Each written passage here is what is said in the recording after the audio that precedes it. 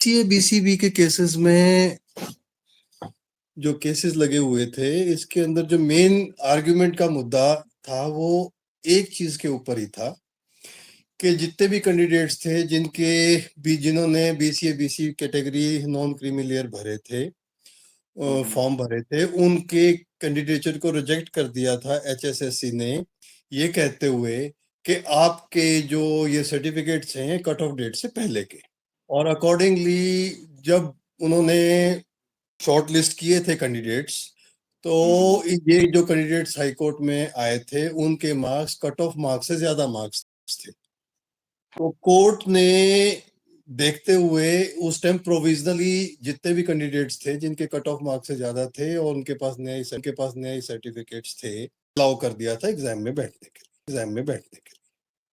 लिए। ये मामला अभी तक चल रहा था। In the mean time HSSC ने सिलेक्शन फाइनल कर दी। इन कैंडिडेट्स इन लोगों ने अबेयंस में रखा हुआ है। ये मामला जब फाइनली अब कोर्ट में आया तो मेन आर्गुमेंट्स हमारी सभी वकीलों की थी, वो यही थी कि जिनके पास रूल 6.5 है हुआ है कि अगर आपका जो बीसीए बीसीबी का या जो दूसरे सर्टिफिकेट कर दी, इन कैंडिडेट्स को लोगों ने अबेयंस में रखा हुआ है। तो ये मामला जब फाइनली अब कोर्ट में आया तो मेन आर्गुमेंट्स हमारी सभी वकीलों की थी, वो यही थी कि जिनके पास रूल 6.5 है हुआ है कि अगर आपका जो बीसीए बीसीबी का या जो दूसरे सर्टिफिकेट्स हैं, कास्ट सर्टिफिकेट्स, नोटिफिकेशन नहीं है, आपका कैंडिडेचर जो भी परिवार पहचान पत्र के अंदर दिया गया है, आपकी कास्ट एंड कैटेगरी, वो लिस्ट बनाई, 6.5 को फॉलो नहीं किया और इन सभी कैंडिडेट्स को इन लोगों ने रिजेक्ट कर दिया। एक तो ये सारे कैंडिडेट्स थे जो अपनी कैटेगरी में आए कोर्ट में और जिन्हें अप्रोच किया।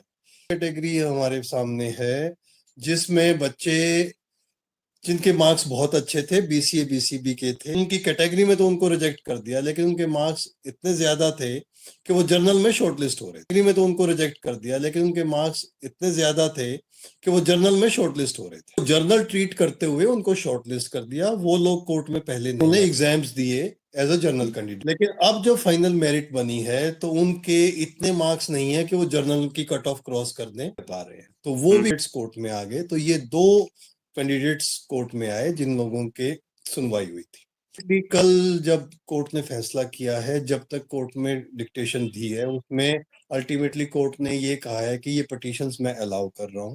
लोगों को जितने भी ये थे परिवार पहचान पत्र को कंसिडर करते हुए इनके कैंडिडेचर को रिजेक्ट जो किया है, ये ऑर्डर गलत है, क्योंकि हम कैटेगरी के कैंडिडेट्स हैं। इन दो को डिस्टिंक्टली कुछ कोर्ट डिस्टिंग्विश करे। पर जो कल कोर्ट का टेनर था, कोर्ट के अंदर जो हुए थे, उस हिसाब से तो ये जजमेंट इन रेम होनी चाहिए, पर लागू होनी चाहिए, सारा का सारा रिवाइज होगा रिजल्ट। अगर वो मेरिट में आएंगे रहेंगे, मतलब कि उनकी सिलेक्शन मेंटेन रहेगी, नहीं तो वो जाएंगी। यहाँ पे भी ये सर्टिफिकेट इग्नोर हुए हैं, पुराने सर्टिफिकेट जो कट ऑफ के कारण जहां भी सर्टिफिकेट इग्नोर हुए हैं वहां पे उन लोगों को रिवाइज करना।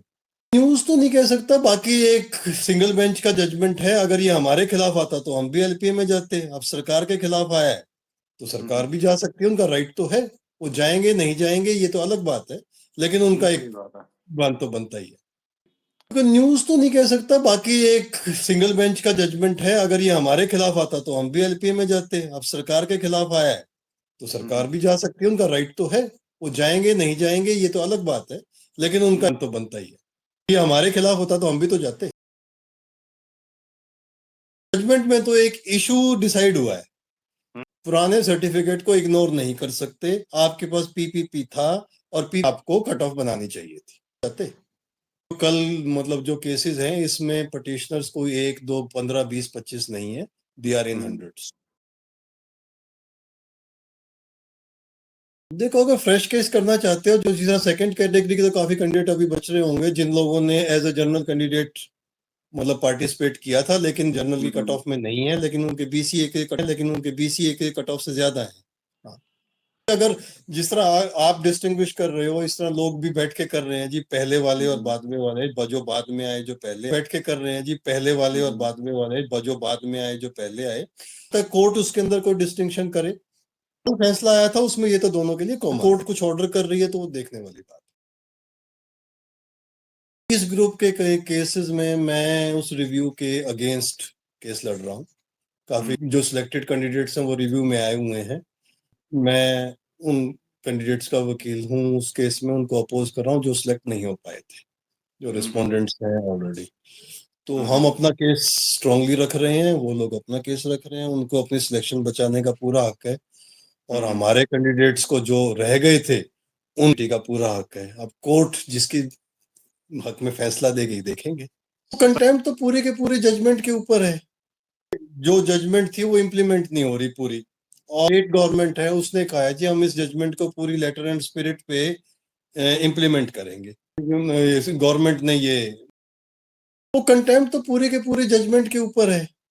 जो जजमेंट थी वो इम्प्लीमेंट नहीं हो रही पूरी, और हम इस जजमेंट को पूरी लेटर एंड स्पिरिट पे इम्प्लीमेंट करेंगे। गवर्नमेंट ने ये वहां पे पूरी ही इम्प्लीमेंट होनी है ना। वो कंटेम्प्ट तो पूरे के पूरे जजमेंट के ऊपर है, थी वो इम्प्लीमेंट नहीं हो रही पूरी, और गवर्नमेंट है उसने कहा है कि हम इस जजमेंट को पूरी लेटर एंड स्पिरिट पे इम्प्लीमेंट करेंगे। गवर्नमेंट ने ये वहां पे स्टेट पूरी ही इम्प्लीमेंट होनी है ना। चार ग्रुप हैं जो जिनकी अभी एडवर्टाइजमेंट तक ऑफर के बारे में भी लागू होती है, हर चीज के बारे में लागू तैयार हैं। और आई थिंक किसको गवर्नमेंट भी चाहेगी क्योंकि उनके ऊपर इसका प्रेशर है। हम तैयार हैं, और आई थिंक किसको गवर्नमेंट भी चाहेगी क्योंकि उनके ऊपर इसका प्रेशर है कि किसको बहस हो जानी चाहिए अगर कोर्ट अवेलेबल है, क्योंकि कई बार जज साहब भी तो